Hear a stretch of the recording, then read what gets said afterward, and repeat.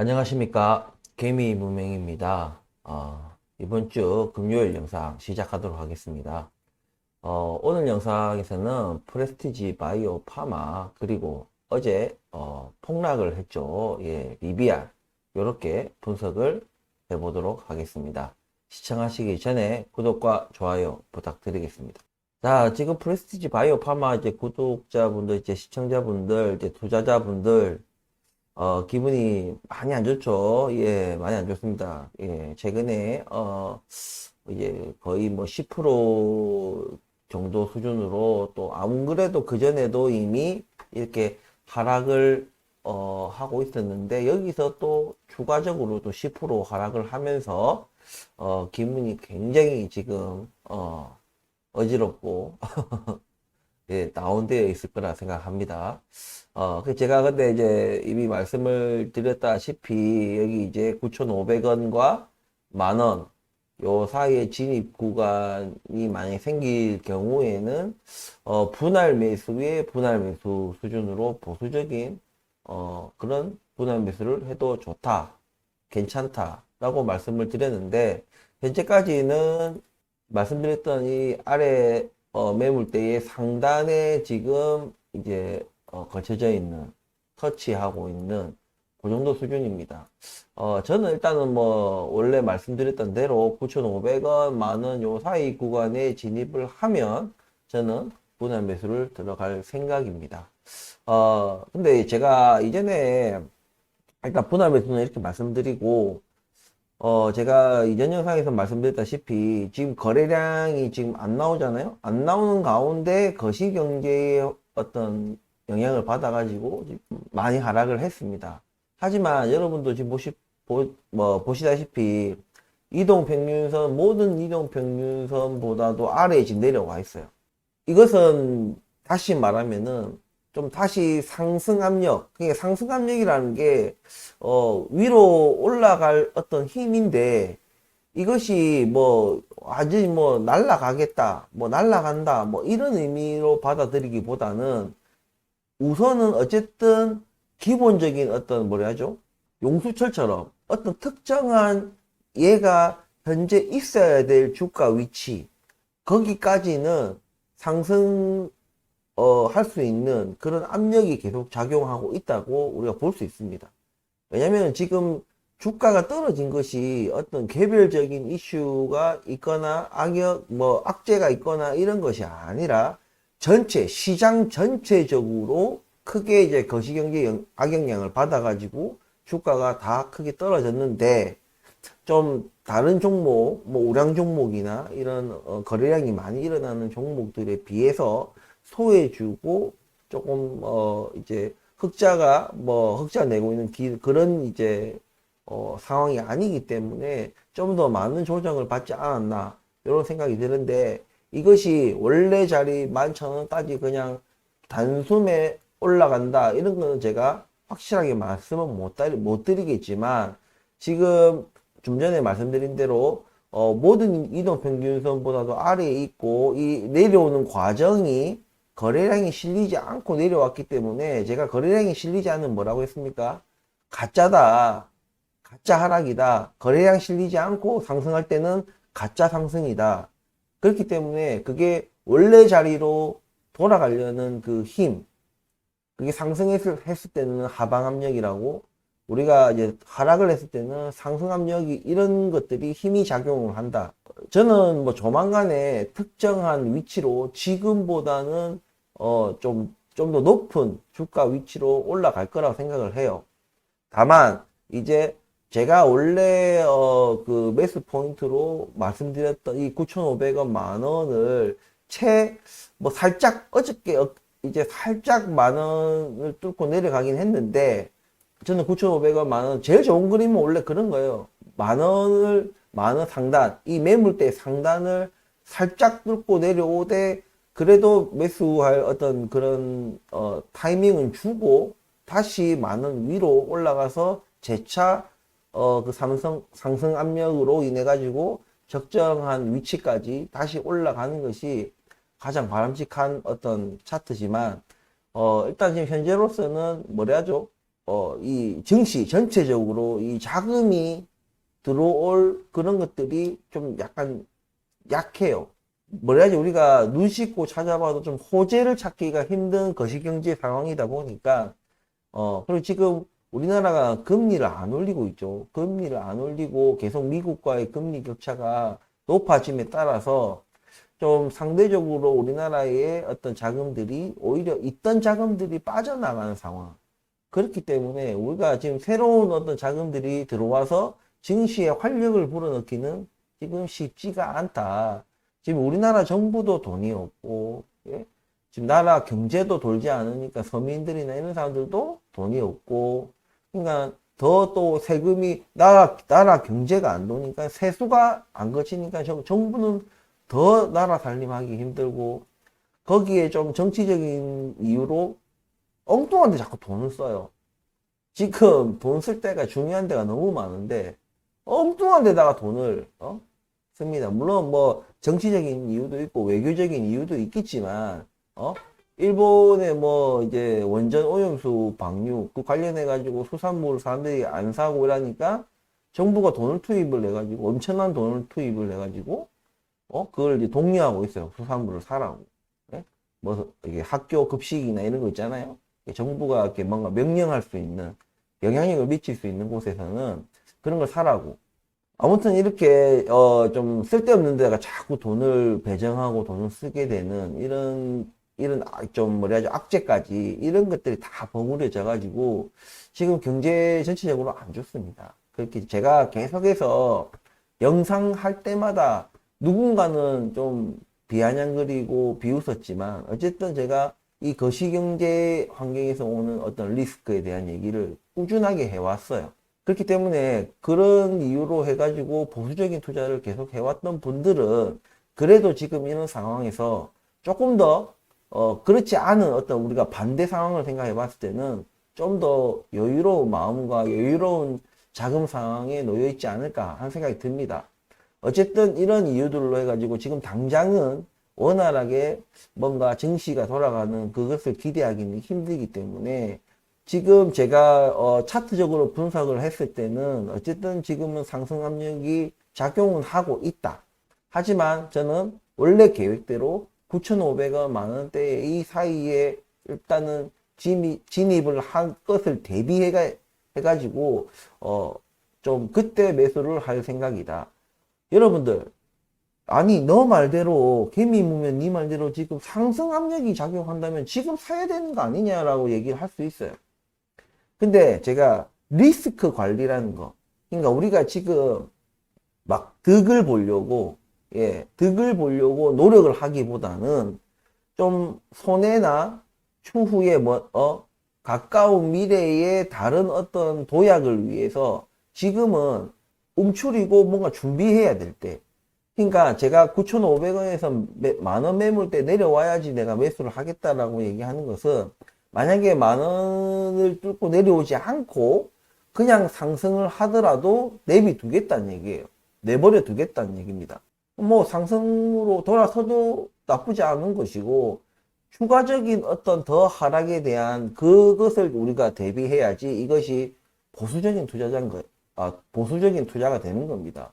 그냥 막연하게 떨어졌으니까 또 사고 막 떨어졌으니까 또 사고 이렇게 하는 전략은 환경이 안 좋을 때는 더 큰 손실이 날 수 있는 부분들이 있기 때문에 거기에서 또 다른 또 심리적인 압박과 자금 압박이 올 수 있습니다. 그렇기 때문에 지금 상황에서는 네 말대로 상승 압력이 작용하니까 지금 사야 돼 이것이 아니라 추가적인 하락에 대한 그런 위험에 대한 대비를 항상 하는 것이 좋다. 그런 논리대로라면 또, 만원하고 9,500원 요 사이에 만약에 하락하게 된 이후에 네가 산다 이 말 아니냐. 그러면 이 이후에 또 추가 하락으로 9,500원 아래까지 떨어질 수 있는 거 아니냐라고 또 반문하실 수 있어요. 그러면 또 그거는 또 리스크 관리를 안 하는 거 아니냐. 맞는데, 왜냐면 우리가 매수 포인트를 잡을 때는 그렇게 무한정의 어떤 위험 리스크를 다 관리하면은 투자를 어떻게 합니까? 그렇기 때문에 의미 있는 자리, 제가 늘 얘기하지만 분할 매수를 할 때는 그걸 거기에서 더 떨어지든 뭐 오르든 그거는 이후의 문제고, 우리가 매수 포인트라고 말할 수 있는 그런 의미가 어떤 있는 자리. 그러니까 지금 제가 분석해 드리는 것은 모든 이동 평균선보다도 좀 아래에 내려와 있고, 다만 지금 아래 매물대 9,500원에서 만원 매물대 지금 이제 딱 여기서 일단 매물대가 받쳐주고 있기는 한데, 왜냐면 아래로 내려올 때 거래량 없이 내려왔기 때문에 힘이 약해요. 내려오는 이 하락세의 어떤 힘이 약하기 때문에 이 매물대를 뚫어내지 못하고 더 추가적인 하락이 힘든 상황이에요. 하지만 제가 말씀드렸다시피 이 거시경제 환경이 지금 여전히 좀 안 좋기 때문에 불확실성이 크게 존재하고 있기 때문에 우리는 추가적인 다시 내가 매수 못하고 상승할까봐라는 그런 걱정보다는 추가적인 하락에 대한 대비를 하는 것이 우리가 장기 투자할 때 좀 이런 부분들에 대해서 고민을 해봐야지 우리가 장기 투자하는데 좀 어려움을 좀 줄일 수가 있는 것이 아닌가라고 저는 생각합니다. 그래서 애초부터 제가 설정을 했던 의미 있는 매수 포인트 자리는 9,500원에서 만원 사이, 거기에 온다 안 온다는 중요하지 않아요. 리스크 관리를 한다는 차원에서 그렇게 설정을 했다는 겁니다. 그렇기 때문에 여러분도 이런 부분들을 참고하셔서 투자 판단을 하시면 될 것 같아요. 제가 추가적으로 말씀드리면은 뭐 올연말이나 내년 초, 빠르면 올연말, 좀 늦으면 내년 뭐 초 1분기 정도까지는 진짜 어지간한 이슈 아니고서는 크게 어떤 큰 방향성으로 상승 방향으로 틀기는 쉽지는 않다. 예. 그냥 현상 유지만 하면 그나마 다행인 상황이다. 이런 말씀을 드렸거든요. 그렇기 때문에 좀 그때까지는 지금 거시경제까지 맞물려 가지고 더 이제 녹록지 않은 그런 상황들이니까 지금은 좀 보수적으로 투자를 접근하는 것이 올바른 선택이 아닌가라고 이제 개미무명을 생각한다는 부분 말씀드리고 싶습니다. 그렇기 때문에 지금 뭐 프레스티지 바이오 파마뿐만이 아니에요. 지금 다른 종목들도 다 지금 다 개작살나고 있고, 이제는 지금 제가 그동안 계속 2차 전지, 전기차 배터리 제가 그렇게 말을 해왔죠. 제가 고점이다. 완전 개고평가다. 완전히 뭐 이렇게 욕을 들어가면서 제가 이 얘기를 해왔습니다. 지금 바라볼 때 어떻습니까? 거의 고점 대비 반토막입니다. 물론 여전히 수익이신 분들도 계실 수 있어요. 하지만 그 반토막 난 그 주가조차도 제가 말씀드리는 거는 그 반토막 난 주가조차도 개고평가라는 거. 그게 무엇을 뜻하느냐? 상승하기 힘들다는 얘기입니다. 상승하기가.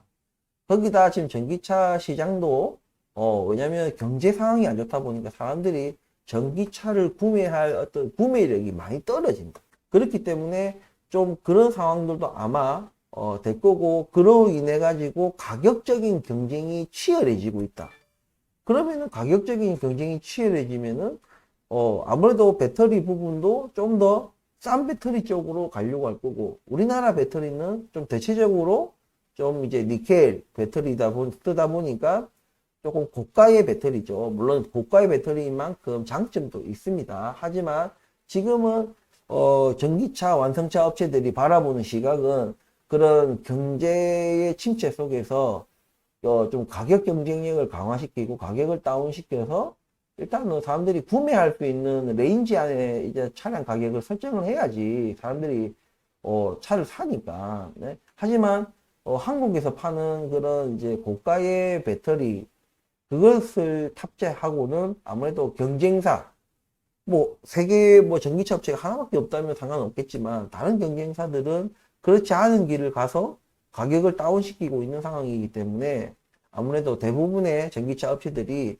좀 그렇게 가지 않겠나. 이런 전기차 배터리 시장 상황까지 더해져 가지고 아무래도 전기차 종목들은 좀 더 고전을 아마 할 것이고, 이때 그냥 깨끗하게 건강하게 조정을 제대로 받는 것이 장기적으로 볼 때 전기차 배터리 산업 자체는 괜찮기 때문에 장기적으로는 지금 조정 받을 때 받는 것이 좋다. 하지만 이게 조정이라고 말할 수준까지 안 될 거예요. 더 좀 심하게 떨어질 것 같아요. 이 사회적 문제가 일어날 정도의 수준으로 지금 이제 슬슬 전기차 배터리 종목 관련해 가지고 이제 엄청난 하락으로 인해 가지고 피해자들이 속출하고 그것을 이제 뉴스에서 이제 막 떠들기 시작했습니다.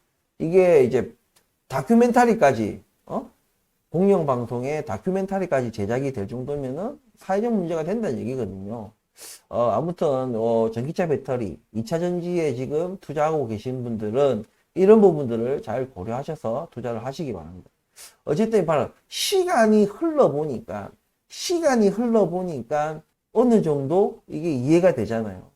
그리고 지금 이제 전기차 배터리 종목을 바라보면은 그전에는 내가 뭔가 눈에 그냥 콩깍지가 씌여 있고 내가 완전히 막 완전한 엄청난 종교적인 믿음 수준의 어떤 믿음으로 바라보다 보니까 안 보이던 것들이 주가가 이제 하락을 하고 반토막이 나고 이러다 보니까 그런 것들이 이제 보이기 시작한 거예요. 진짜 보니까 뭔가 매출이나 여러 가지 이런 걸 대비해 가지고 너무나도 주가가 높은 상황 같다.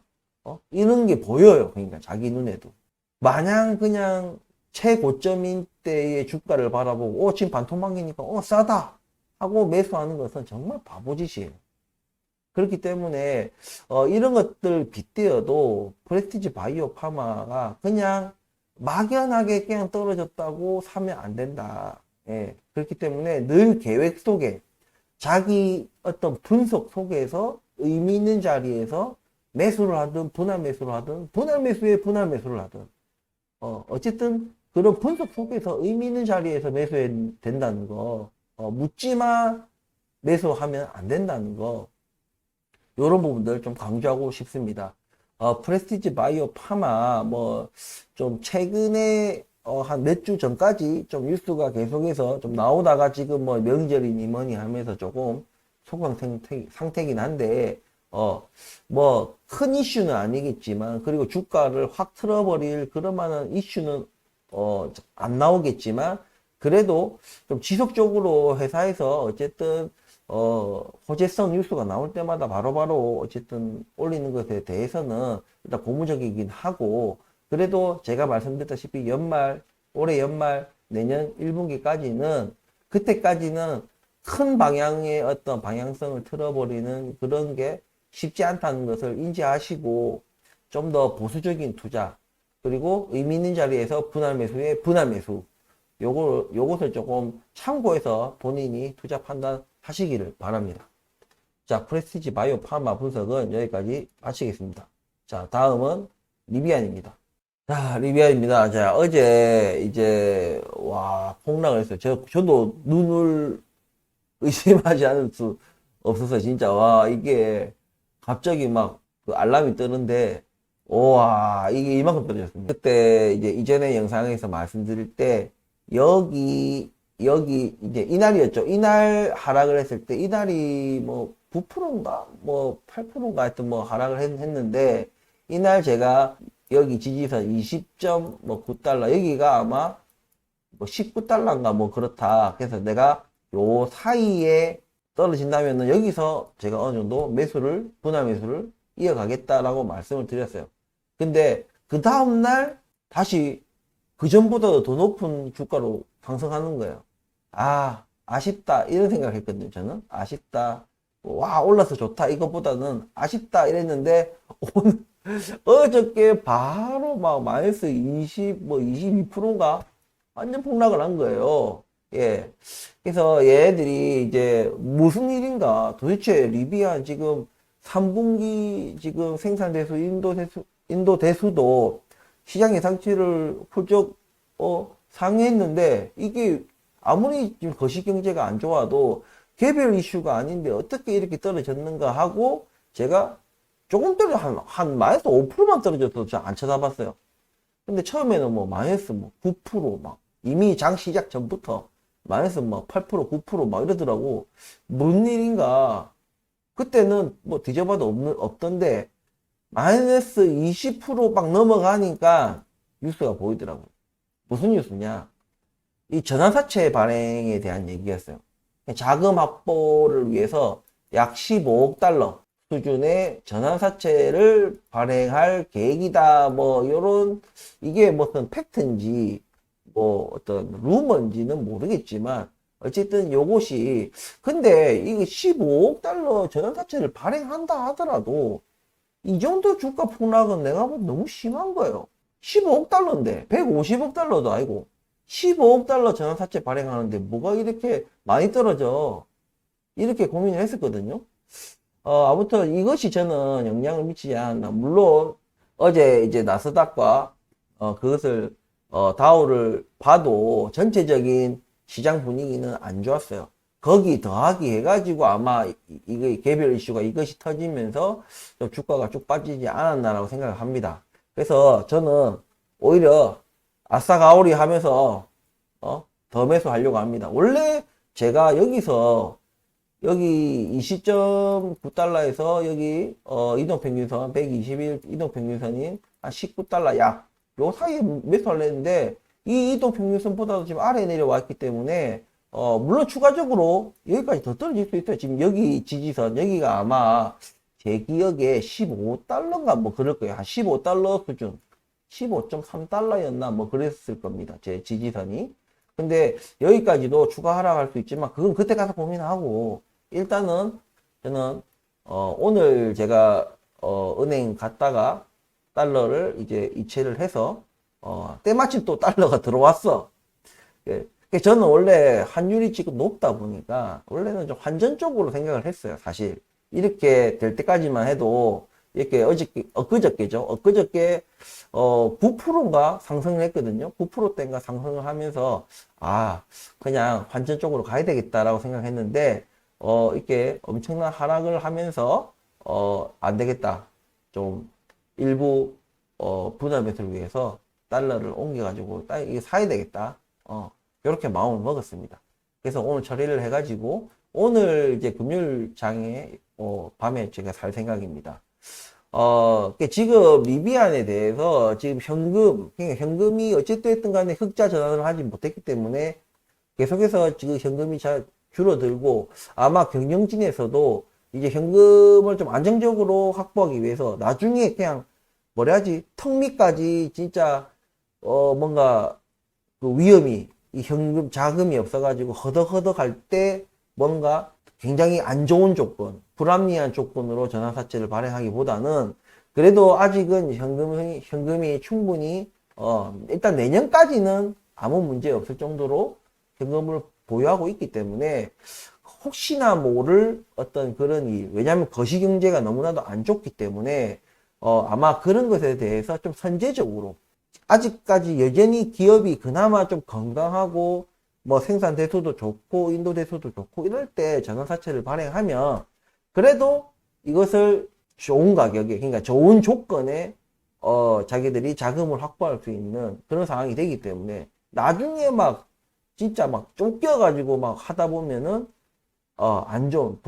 굉장히 안 좋은 조건으로 전환사채를 발행하게 되고 그것이 나중에 또 도구로 들어올 수 있는 부분들이 있기 때문에 뭐 장기적으로는 전 나쁘지는 않다 생각합니다. 전환사채 저번에도 한번 발행을 했지만 이번에도 또 추가적으로 자기들이 이것을 하면서 좀 주가에 초단기적으로는 영향을 줬지만 저는 분명히 내년에 뭐 흑자 전환할 것이다. 이것을 내가 뭐 어디서 주워 듣고 얘기하는 것은 이것은 좀 맞지 않고 어쨌든 계속해서 이렇게 성장해 나가는 그것이 왜냐면 테슬라하고 제가 계속 비교를 하는데 테슬라는 정점을 찍고 이 정점을 찍은 거를 유지하는 것조차도 힘들어요. 그러니까 그 정점을 다시 뛰어넘고 하는 것이 이런 거시경제 환경에서 오는 그런 좀 수요 감소, 경기 침체에서 오는 수요 감소, 그리고 또 약간 중국과의 어떤 반미 감정, 이런 것들이 아마 어느 정도 작용을 하게 되면은, 좀 쉽지 않을 것이다. 그리고 이런 보조금 문제도 지금 각국의 나라들이, 기존에 코로나로 인한 지출이 너무 컸고, 좀 적자가 크고, 또 부채가 너무나도 높기 때문에 좀 이런 부분에서도 좀 보조금 이슈도 좀 있을 것이다. 그래서 아마 이 전기차들, 와성차들 업체들 사이에서 이런 경기 침체로 인한 어떤 수요 감소를 대비해 가지고 가격 경쟁에 뛰어들게 될 것이고, 그것은 좀 마진율이라는 마진율 감소라는. 근데 이것이 왜 테슬라하고 리비안이 다르냐? 리비안은 이제 성장하는 기업이기 때문에 그 영향력이, 악재가 터졌을 때는, 거시 경제가 안 좋을 때는 덜해요. 하지만 덩치가 어마어마하게 커진 테슬라 같은 경우에는 이게 매출이 됐든 영업이익률이 됐든 이게 진짜 5%나 조금만 줄어들어도 타격이 어마어마합니다. 예를 들어 우리나라 현대기아차를 보면은 현대기아차가 거의 우리나라 독점이다시피 하는데도 불구하고 얘들이 매출이 조금이라도 줄어들게 되면은 타격이 엄청나게 커요. 왜냐면 우리 일단 한국에서 어쨌든 그 어마어마한 그 덩치 자체를 유지하기 위해서 기본적으로 나와줘야 되는 매출들이 있거든요. 그리고 매년마다 그 노조들 인건비 상승부터 해가지고 이런 것들이 있기 때문에 얘네들은 이 덩치가 크다 보니까 조금이라도 뭔가 줄어들게 되면은 진짜 주가가 휘청합니다. 그러니까 역성장이죠. 그러니까 뭐 매출이 줄어들었든, 뭐 영업이익률이 줄어들었든, 그나마 영업이익률이 줄어드는 것은 어떻게든 좀 무마시킬 수가 있는데, 매출이 줄어드는 것은 이거는 역성장의 어떤 신호탄 같은 것이기 때문에 굉장히 주가가 크게 반응을 한다. 그래서 아마 테슬라에서도 아마 그 매출을 그 전분기보다 뛰어넘기 위해서 아마 가격 경쟁 같은 것을 좀 심화시킬 것이다. 예. 왜냐면 말씀드렸다시피 테슬라도 그렇게 막 뭐래야죠, 안정권에 들어섰다고 할 정도로 이제 뭔가 자기가 이게 고착화됐다, 뭐 전기차 완성차 업체의 선두로서 완전히 이제 안정화됐다라고 보기는 힘든 수준의 현금 보유량이기 때문에 현금 자체만 봤을 때는 많지만 테슬라의 어떤 덩치, 벌려놓은 그 어떤 판들 생각을 해보면 결코 많은 현금들이 아닙니다. 그렇기 때문에 이게 주가가, 매출이 잘못됐을 때는, 뭔가 역성장이 됐을 때는 테슬라 타격이 엄청나게 커요. 하지만 리비안 같은 경우에는 좀 돈을 지금 흑자를 못 내고 있다는 부분들이 좀 취약점이긴 하지만 매출이나 영업이익률 면에서는 설사 어떤 영향을 받더라도 그것이 미비하다. 이제 바닥에서 올라가는 기업이기 때문에 테슬라 이제 정점에서 내려올 그런 위험에 놓여 있는 테슬라하고는 조금 다른 위치이기 때문에 이런 부분들을 잘 고려하셔가지고 테슬라든 뭐 리비안이든 투자를 하시는 것이 옳지 않나, 이런 생각이 듭니다. 그래서 무조건 1등 기업이다, 현재 1등 기업이다 해가지고 무조건 물고 빨고 하다가는 오히려 역성장 늪에서 이제 빠져나오지 못할 수가 있어요. 그것은 뭐 과거 뭐 인텔이나 마이크로소프트사나 이런 기업들도 봐도 이게 한번 이게 틀어져 버리면 최소 10년 이상 가버리는, 그냥 원래 주가까지 회복하는 데까지 시간이 엄청나게 걸린다는 거, 이걸 감안하셔서 제가 늘 강조하는 거, 잘 되고 있는 놈 말고 잘 될 기업에 투자해라. 예, 요것을 잊지 마시고 투자를 하시길 바랍니다. 어쨌든 저는 오늘 리비안 추가 매수를 할 테니까, 매수하고 나면은 제가 또 다음 영상에서 또 보고를 드리도록 하겠습니다. 자, 오늘 리비안 분석도 마치도록 하겠습니다. 자, 긴 영상 끝까지 시청해 주셔서 감사하고, 주말 동안 또 아직 남은 명절에 어떤 후유증이 남아 있다면은 또 이번 또 연휴에도 또 잘 풀고 힐링 많이 하시고 해서, 또 명절이랑 다른 이제 연휴니까 좀 더 쉴 수 있는 부분들이 있지 않을까 생각이 듭니다. 뭐 요즘 녹록지 않은 정시 상황이긴 하지만 어쩔 수 없어요. 증시라는 것은 늘 좋을 수도 없고 또 반대로 늘 나쁠 수도 없어요. 계속 좋고 나쁘고를 반복을 하는 그런 시장이기 때문에, 다만 우리가 그 속에서 어떻게 대처를 하느냐, 이런 것들이 더 중요한 부분이 아닐까, 우리가 더 고민해야 될 부분들이 아닐까라고 생각을 말씀드리면서 오늘 영상 마치도록 하겠습니다. 감사합니다.